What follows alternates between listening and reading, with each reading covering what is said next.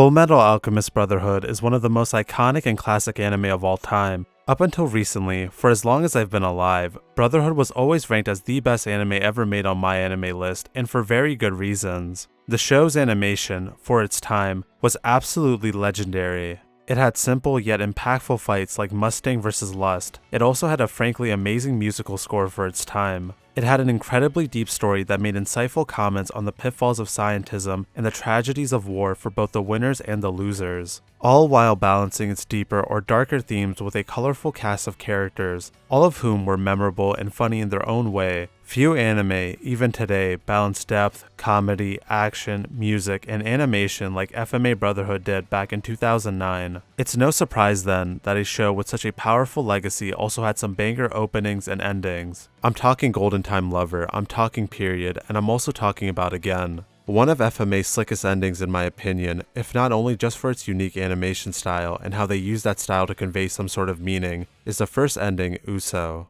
Before I dive too deep into the scene-by-scene analysis here, I want to work backwards for just 1 second. In a lot of anime openings and endings, often what we see in each scene is used as a tool to further characterize the characters, show something cool, or show some sort of deeper meaning as it relates to the story. This is somewhat the case with Uso, but in many openings and endings, you can look at one scene from it alone and gain some meaning with just that scene. I don't think this is the case with Uso. I think Uso only works within the context of its final scene in which, spoiler alert, it's revealed that this art style is actually the doodles of Ed and Al. It's important to keep this in mind because I think every scene in this ending is designed to build towards the themes of the fantasies of heroism and adventure, their perhaps overly optimistic view of alchemy, and the values of these two young boys. Because of this, sometimes there will be scenes where, taken alone, they probably have no meaning. It just looks cool or looks nice, but taken along with the overall theme of the young boys' fantasies, even these seemingly unimportant scenes build towards something greater within the context of the whole ending. In the first scene, we see a blank canvas that fills up with a crayon version of Ed, and then his metal arm. Then we zoom in on the metal arm as it reaches towards the sky, all while the lyrics ask if they remember the bright red sky, the summer winds, and the promise they made that day. The lyrics and the themes of the story marry well here as it invokes the watcher to remember the promise Ed and Al made to bring their mom back, and their naive childlike belief that they can do so with the power of alchemy. We're left with Ed and Al relaxing under a crimson sun as Ed clutches his fist with determination and looks at the camera before taking a nap.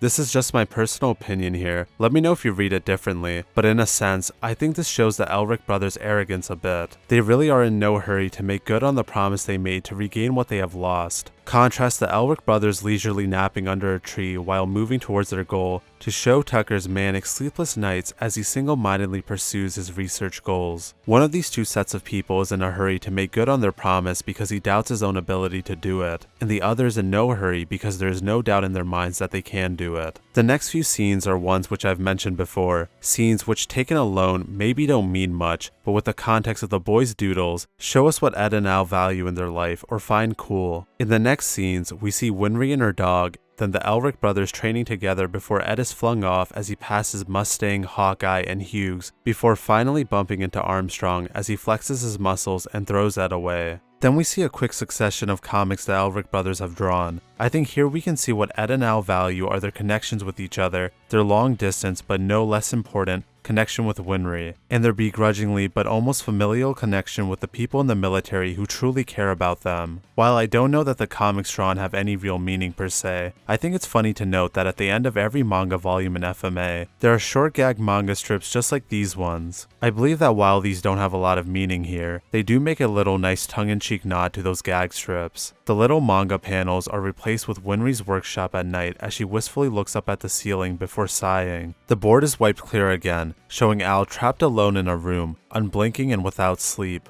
Again the room changes, and we see Ed laying on his bed staring at the ceiling with a look of determination in his little crayon eyes. I think this scene is meant to show quite a few things. First, as before, it shows that the Elric brothers value the most is each other and Winry. Deeper than that though, placing these three scenes next to each other while also being awake at the same time is meant to show, I think, how no matter how far apart they are always connected and thinking about each other. While I think tenuously supported here, when I look at the boys' rooms compared to Winry's, it really gives me the impression of a cell. It almost feels like these boys, especially Al, being cursed to live sleeplessly in his body of metal, are slaves and prisoners to the consequences of their transgression and cardinal sin to create life from alchemy. The walls of the boys' cell are blown away by their own heroic symbol as they don their costume to fight evil before blowing the frame away with their amazing power. We then see the Elric brothers running by all the primary antagonists and villains of the first few arcs of FMA as they cutely and lazily sit there watching the Elric brothers run by. Then everything bleeds away as we see Ed's watch and finally the train tracks that they use to travel the country. Out of all the scenes in this ending, I think this one shows just how naive the Elric brothers are in their superhero fantasy. All the villains in this show are shown as cute, whimsical, and relaxed, not as the single-minded, psychopathic murderers that they actually are. It shows a true child's understanding of evil and good, with the heroes racing past them to achieve their goals, leaving evil behind in their tracks. They pass them by so quickly and easily without even a second look. The Elric brothers see them as trivial, minor obstacles in the way of their goal that the powerful and cool heroes will run by them with ease. As we pass by the villains, we are shown the physical representation of the Elric brothers' promise and the physical representation of the Elric brothers' journey in the form of the watch and the train tracks. This links in our mind that the Elric brothers are destined or bound to journey to be able to fulfill their promise to one another. Overall, this ending has to be up there with the greats for FMA. While not every single scene taken alone is the most critical or deep,